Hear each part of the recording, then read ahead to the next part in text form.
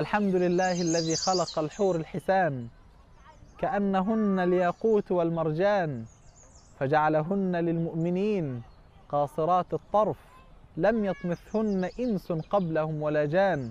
أخي، أتحبها؟ فلك زوجتان بدخولك الجنان، لا حيض ولا نفاس، لا بصاق ولا مخاط، لا بول ولا غائط. بل لو أن امرأة من أهل الجنة اطلعت على أهل الأرض لأضاءت ما بينهما ولملأته ريحا. لذا تعطى في الجنة قوة كذا وكذا من الجماع. قيل يا رسول الله أو نطيق ذلك؟ قال يعطى قوة 100 رجل، فهي تغار عليك وتغني لك.